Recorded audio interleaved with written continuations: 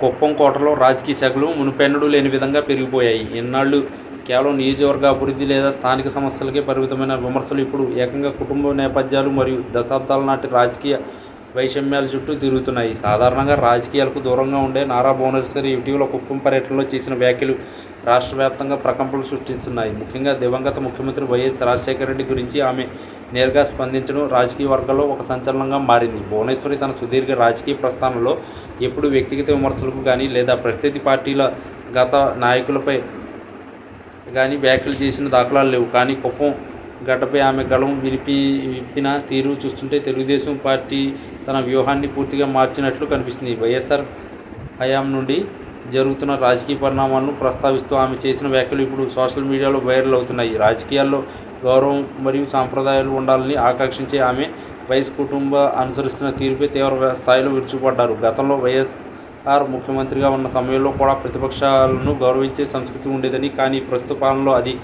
కరువైందని ఆమె ఆవేదన వ్యక్తం చేశారు. వైఎస్ఆర్ పేరును ప్రస్తావిస్తూనే నేటి పాలకులు ఆ పేరును తగినట్లుగా వ్యవహరించడం లేదని ఆమె ఘాటుగా విమర్శించారు. అప్పట్లో వైఎస్ఆర్ ప్రతిపాదించిన పథకాలు లేదా ఆయన నడిపించిన రాజకీయ బాట కంటే ఇప్పుడు జరుగుతున్న కక్షపూరిత రాజకీయాలు వైఎస్ఆర్ హత్యను కూడా శోభ పెడతాయని, ఆత్మను కూడా శోభ పెడతాయని ఆమె అన్న మాటలు రాజకీయ దుమారాన్ని రేపుతున్నాయి. కుప్పం నియోజకవర్గంలో చంద్రబాబు నాయుడు లేని సమయంలో భువనేశ్వరి బాధ్యతలు తీసుకోవడం మరియు అక్కడ ప్రజలతో మమేకం అవడం ప్రత్యర్థి పార్టీకి మిగుడు పట్టడం లేదు. ఈ క్రమంలోనే ఆమె వైఎస్ఆర్ గురించి చేసిన వ్యాఖ్యలు కేవలం విమర్శలకు మాత్రమే కాదని అది ఒక రాజకీయ హెచ్చరిక అని విశ్లేషకులు భావిస్తున్నారు. కుప్పం ప్రజలకు అండగా ఉంటానని భరోసా ఇస్తూనే ప్రత్యర్థుల విమర్శలకు అదే స్థాయిలో సమాధానం చెప్పడం ఆమెలోని కొత్త కోణాన్ని ఆవిష్కరించింది. తన భర్తపై వస్తున్న ఆరోపణలను తప్పికొట్టడమే కాకుండా వైఎస్ఆర్ మరియు ఆయన వారసుల మధ్య ఉన్న రాజకీయ వ్యత్యాసాన్ని ఎండగట్టడం ద్వారా ఆమె కేడర్లో కొత్త ఉత్సాహాన్ని నింపారు. ఈ పరిణామాల నేపథ్యంలో వైఎస్ఆర్ కాంగ్రెస్ పార్టీ నేతలు కూడా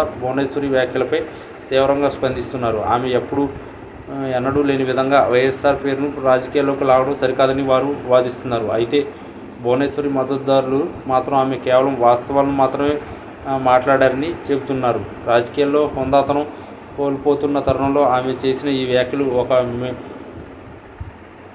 ఒక మేల్కొల్పు అని వారు అభివర్ణిస్తున్నారు. కుప్పం వేదికగా మొదలైన ఈ మాటల యుద్ధం రాబోయే రోజుల్లో రాష్ట్ర రాజకీయాలు ఏ మలుపు తిప్పుతుందో వేచి చూడాలి. మొత్తానికి భువనేశ్వరి చేసిన ఈ సంచలన వ్యాఖ్యలు కుప్పం రాజకీయ వాతావరణాన్ని ఒక్కసారిగా వేడెక్కించాయి అనడంలో సందేహం లేదు.